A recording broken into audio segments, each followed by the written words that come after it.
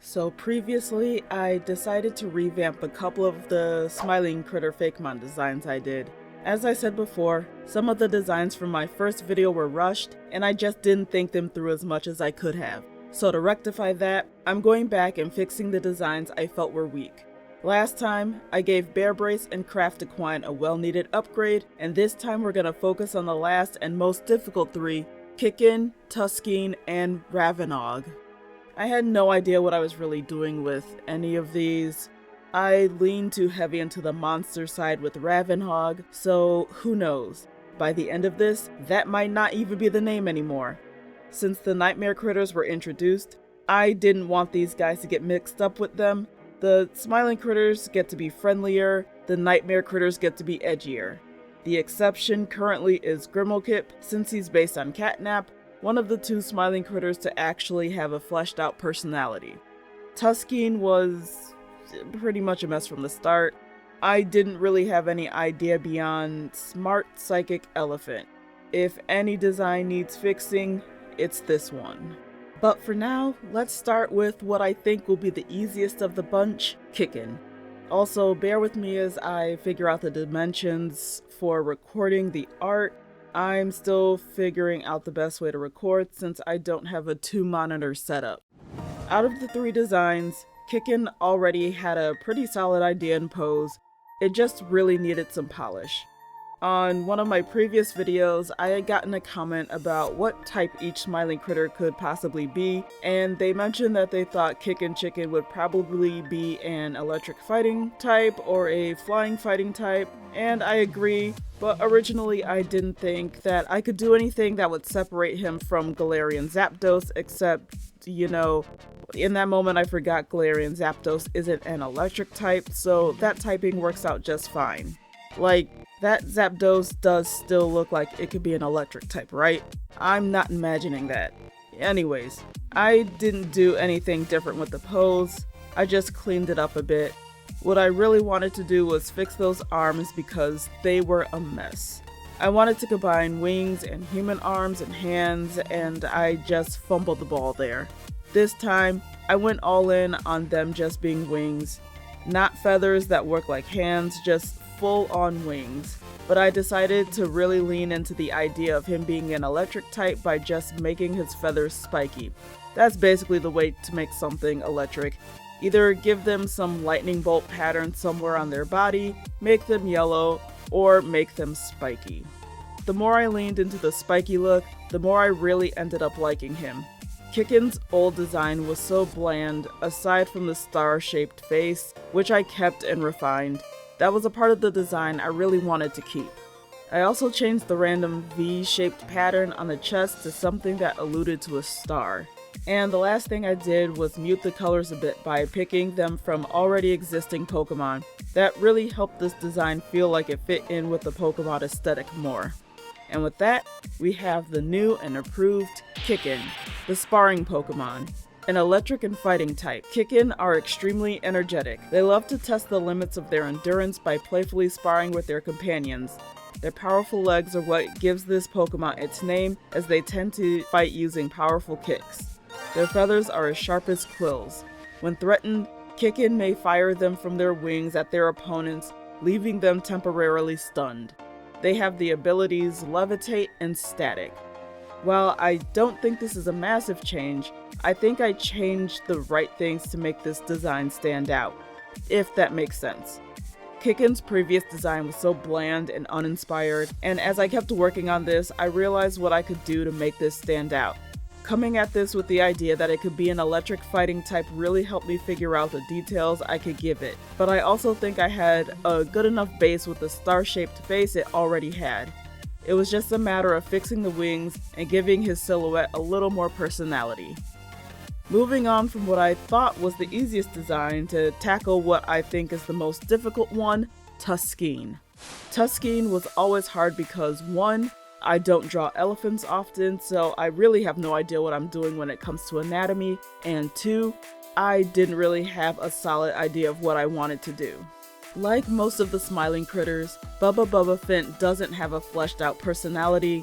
All I have to work off of is the little written bio each critter has and his design.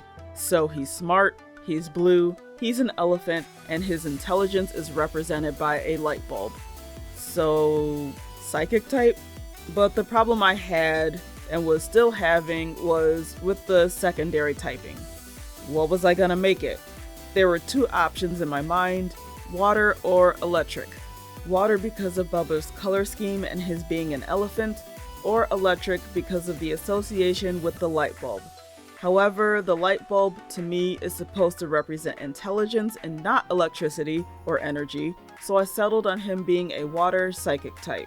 Aside from that, I didn't really know what I wanted to do with the markings. The original's markings were bare and I knew I wanted to do more with them. This time, I once again used the light bulb to inform the design. I gave him a bulb-shaped marking on his chest and added a stripe across the nose.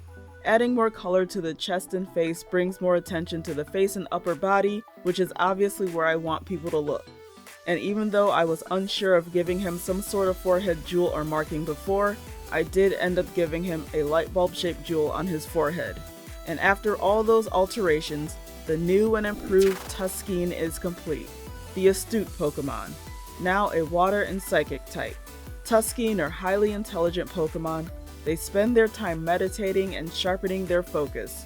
While they are non-confrontational, Tusking are very protective of those they consider friends and family, warding off foes with immense blasts of telekinetic energy. Be aware to not make an enemy out of Tusking, as they never forget when they have been wronged. They have the abilities Volt Absorb and Inner Focus.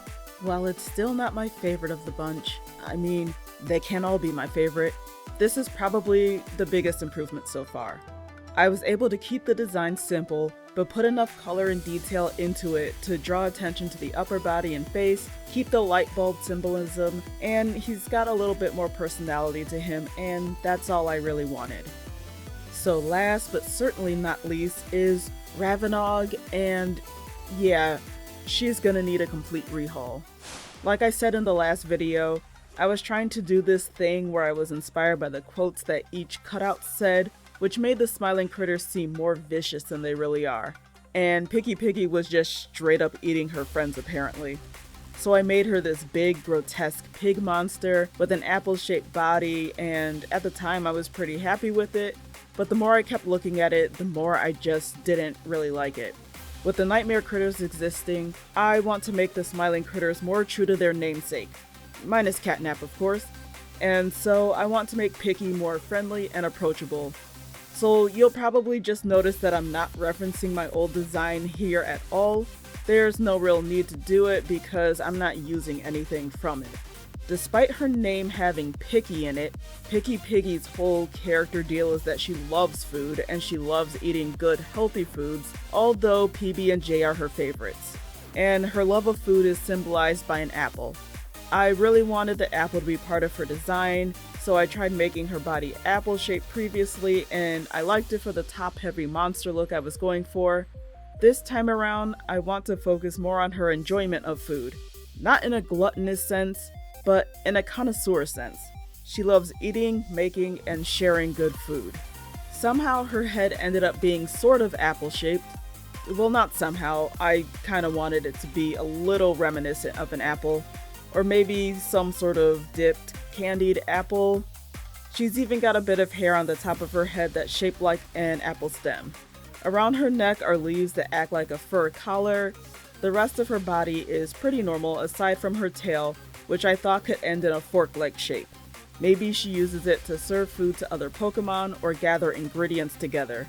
She can also use it to attack. With that, say hello to the new and improved Ravenhog, aka Hoggermond, the connoisseur Pokemon, a normal and grass type. Hoggermond love eating and cooking good food. They use their impeccable sense of smell to find the freshest ingredients to prepare their meals with. While they love eating the food they make on their own, they love sharing food with their friends and family. Those who are fortunate enough to taste Hoggermond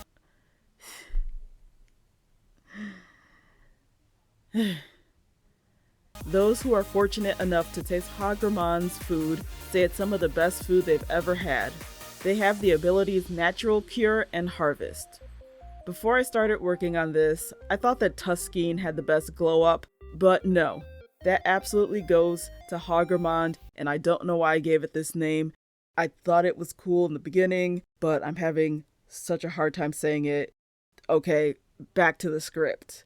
I basically changed everything about what I previously made, and what I ended up making this time, while drastically different, was just a more interesting and cohesive design. And that's all for the smiling critters for a second time. Minus the ones I didn't redesign, of course. I don't really try to give art advice all that much, not because I don't have any, but because I've never thought of myself as any sort of teacher or anything like that. But I think I learned a lot with this process that I think could be helpful for other artists. Mostly that your first pass on something is never going to be perfect. Like, it's just never going to be perfect. Sometimes you just don't have the ideas right away, or you just think of something better later, but the first pass is your starting point. Put it down on paper, and you never know. You might like something about it that you can expand on later. You can always just remake things down the line. If I didn't make that first video, well, firstly, I wouldn't have a video made, but also that 6 pieces of art I wouldn't have made either. So as much as I didn't really like the majority of how those designs turned out, I'm still glad I made them. If I didn't, I wouldn't have made these designs that I do like a whole lot more. Anyways, that's the end of this video and this mini lesson. As always, follow me on my socials. I'm getting back to uploading slowly on Instagram, but I'm fairly active on Blue Sky. And now that these guys are complete, we can get started on the nightmare critters.